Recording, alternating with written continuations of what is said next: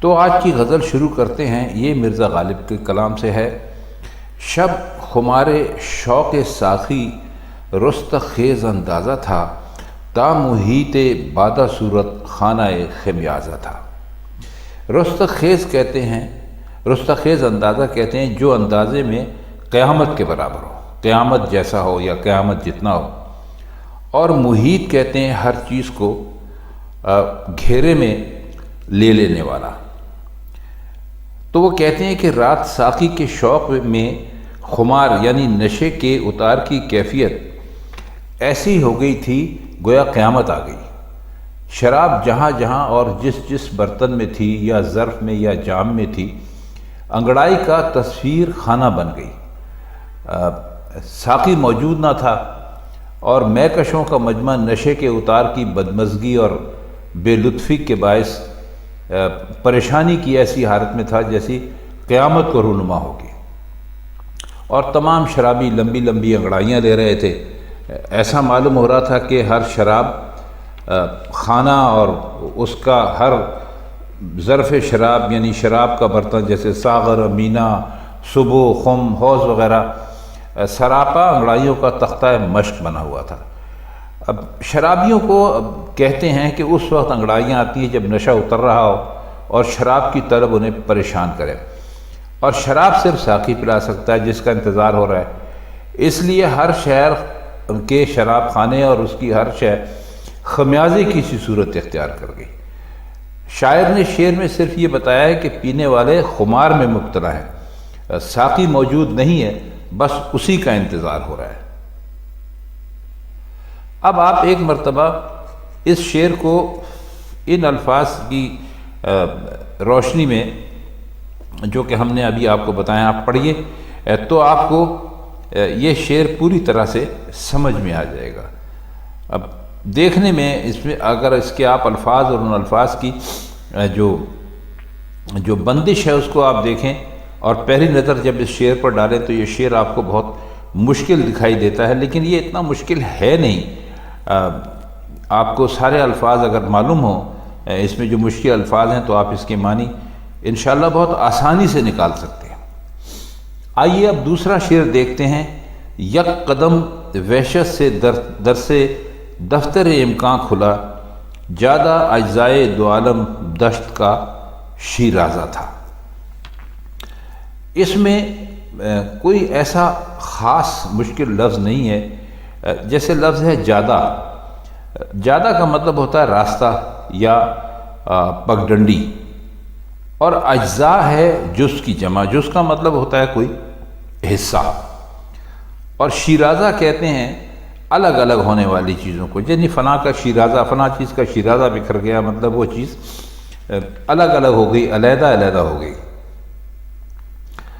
تو وہ کہہ یہ رہے کہ یہ کائنات کے بارے میں، کائنات کی کتاب کا درس ہم پر واضح ہو گیا، یعنی کتاب کے بارے میں سارا کچھ ہے۔ تو مطلب ان کا یہ ہے کہ ہم نے وحشت کی پگڈنڈی پر ایک ہی قدم اٹھایا تھا، یعنی ہم پر وحشت کی بالکل شروع کی حالت تھی، تو ساتھ ہی اس کائنات کی کتاب کا جو سبق تھا وہ ہم پر واضح ہو گیا، یعنی ہم نے سمجھ لیا کہ اس کتاب میں کیا کچھ لکھا ہے، اور جو کچھ سمجھا اس کی حقیقت یہ ہے کہ وحشت میں شوق اور شیفتگی کی انتہائی حالت دونوں جہانوں کے اجزاء کا شیرازہ ہے۔ مطلب یہ کہ اگر دونوں جہانوں کے اجزاء کو کتاب کے ورق سمجھ لیا جائے تو ان ورق کا بندھن اور انہیں اکٹھا کرنے والا رشتہ وہ پگڈنڈی یا وہ راستہ ہے جس میں جنون عشق میں قدم رکھا جاتا ہے۔ دوسرے لفظوں میں جنون عشق کی اس زندگی کی، اس دنیا کی حقیقت ہے، اور اسی کے ذریعے سے سب اجزاء اکٹھے ہوتے ہیں۔ شعر ہے کہ مانے وحشت خرامی ہائے لیلا کون ہے، خانہ مجنون صحرا گرد بے دروازہ تھا۔ اب مانے کہتے ہیں روکے جانے کو یا رکنے کو، اور خرامی ہائے لیلا، خرام کہتے ہیں چلنے کو، اور لیلا۔ اب دیکھیے پھر مسئلہ یہی ہے کہ بار بار یہ قیس اور لیلا اور کوہکن اور فرہاد اور یہ سارے جو اس میں حوالے آتے ہیں شاعری میں شاعروں کی، چاہے آپ کسی پرانے شاعر کو لے لیجئے، ان میں سے کوئی بھی آپ اٹھا کے دیکھ لیجئے، تو وہ آپ کو یہ اس قسم کے یہ ضرور معنی، یعنی یہ الفاظ آتے ہیں۔ اور اس کا ہمارے لیے مسئلہ یہ ہوتا ہے کہ جن لوگوں کو ان الفاظ کے پیچھے جو کہانیاں ہیں ان کا علم نہیں ہوتا، تو وہ بعد میں گلہ کرتے ہیں کہ آپ نے ہمیں پوری طرح سمجھایا نہیں۔ اب دیکھیے اس شعر میں بھی دو لوگوں کے، لیلا کا اور ایک مجنوں کا تذکرہ آیا ہے۔ اگر آپ کو اس کہانی کا علم نہیں ہے تو آپ یہ کہانی کہیں سے لے کے پڑھ لیجئے یا کسی سے سن لیجئے، تاکہ ہمیں بار بار یہ ساری کہانی دہرانی نہ پڑے، کیونکہ ہم اس کہانی کو اشعار میں آنے کے بعد اتنی مرتبہ دہرا چکے ہیں کہ اب بڑا عجیب سا لگتا ہے۔ بہرحال اس میں جو لفظ ہے، ایک آپ نے ابھی دیکھا ہوگا، وحشت خرامی۔ وحشت خرامی کا مطلب ہوتا ہے بیابانوں میں چکر لگانا، اور صحرا گرد کہتے ہیں بیابان میں پھرنے والے کو، یعنی آوارہ گردی کرنے والے کو بیابان میں، جنگل میں، کسی ویران جگہ میں۔ تو کہہ وہ یہ رہے ہیں کہ معلوم نہیں لیلا کو بیابان کا چکر لگانے سے کون سی چیز روک رہی تھی۔ غریب مجنوں کا گھر تو پورا بیابان تھا، وہ جنون کی حالت میں ہر جگہ دوڑا پھرتا تھا، اس کے گھر کا تو کوئی دروازہ ہی نہیں تھا جو لیلا کے لیے روک بن سکتا۔ اب دیکھیے، اب اس معنی کرنے کے بعد آپ اس شعر کو ایک مرتبہ پھر پڑھیے۔ معنی وحشت خرامی ہائے لیلا کون ہے، خانہ مجنون صحرا گرد بے دروازہ تھا۔ چلیے اگلا شعر دیکھتے ہیں اس کا۔ پوچھ مت رسوائی انداز استغنائے حسن، دست مرہون ہنا رخسار رہنے غازہ تھا۔ استغنا کہتے ہیں بے نیازی کو، بے پروائی کو، یا آپ کو کوئی چیز اتنی مل چکی ہو کہ آپ کو کسی اور چیز کی پرواہ نہ ہو، اس کو کہتے ہیں استغنا۔ تو وہ یہ کہہ یہ رہے کہ حسن بے نیازی اور بے پروائی کا دم بھرتا ہے، لیکن دیکھیے یہ بے پروائی کس طرح رسوا ہوئی۔ حسن کے ہاتھ مہندی سے رنگے ہوئے ہیں اور چہرے پر غازہ لگا ہوا ہے۔ غازہ آپ جانتے ہیں، چہرے کو خوبصورت بنانے کے لیے خواتین اس کے اوپر جو کچھ لگاتی ہیں۔